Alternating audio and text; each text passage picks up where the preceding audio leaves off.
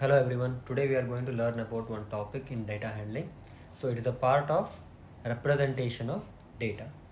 You have already studied about histogram. Now this is pie chart, or we can call this by another name called as circle graph. Let us see what the circle graph means. So circle graph is also called as pie chart. Okay, so it is nothing but it shows the relationship between the whole and the part. What is whole and what is part? Now you can see here there is a pizza, right? So this pizza is in the form of a circle. So this is whole, and you are cutting a part of it, a piece of a pizza. So we can call that as part. The complete pizza is a whole and that piece is a part. So how this is related to our pie chart? Now let us see what is sector. It says that the whole is divided into sectors. That means you can see here this part of a pizza is cut from the center, correct?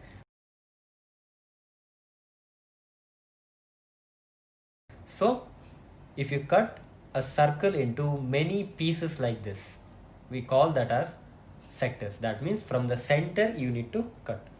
So you can see this. It is one of the example for a pie chart. So now this is 90 degree in the center. Now this is 135. Now this is 72 and this is 63 degree. Now from where I got this particular pie chart? So this I got from the data given here. Now you can see first two columns which contains A, B, C, D, and the second column frequency which is 10, 15, 8, 7. Okay. Now the last row is total. That means the sum of all the frequency which gives you 40.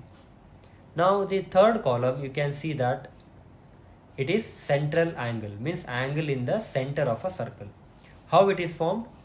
Here we have converted the frequency into the central angle of a circle.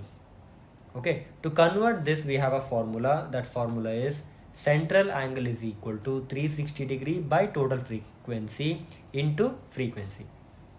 So total frequency, as you know, it is 40. So let us see how we can construct this. Okay, let us learn to draw this. So let me take an example. On a particular day, the sales in rupees of different items of a baker's shop are given below. So this is the data. Ordinary bread for 320 rupees, fruit bread for 120 rupees, cakes and pastries for 160, biscuits for 120 rupees, others 40 rupees. So in total, he sold 720 rupees. So we know the formula that central angle is equal to 360 degree by total frequency into frequency.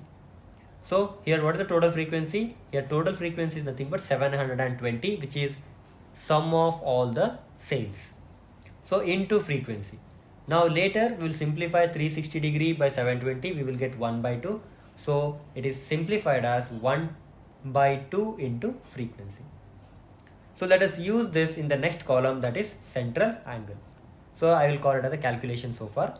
So this is a calculation what it shows.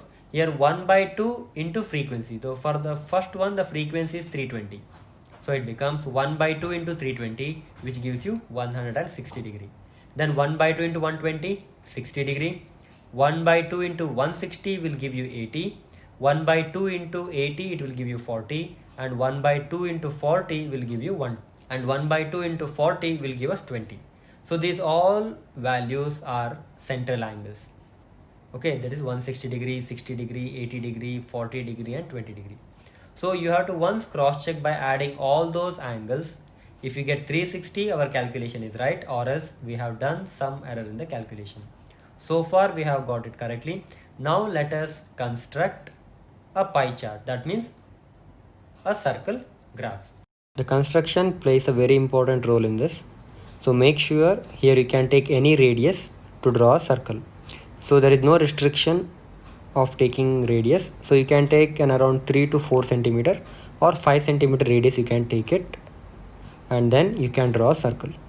Then take a scale and draw a radius. Make sure you draw a radius towards the right side. So it will be very easy for us to use the protractor.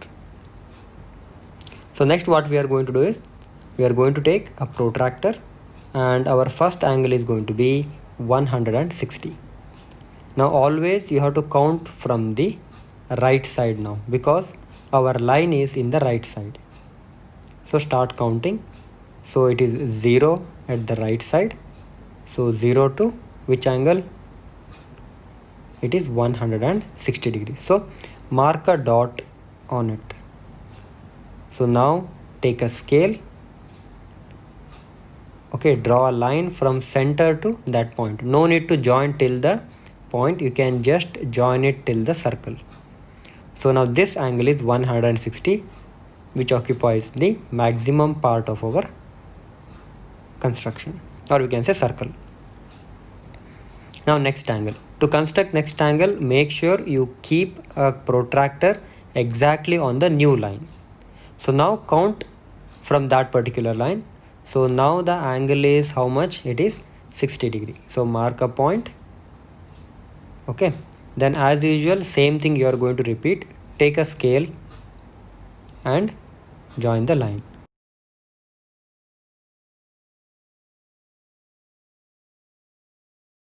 While joining, make sure you are going to draw a line such a way that it touches only the circle, not to that point which is outside. Now again next angle also we know how much it is. So keep it exactly in the center. You can see that plus mark should intersect which overlap on that center, and that line should be on the new line. Okay, the line of the protractor should be on the new line. Now it is 80 degree. Mark a point,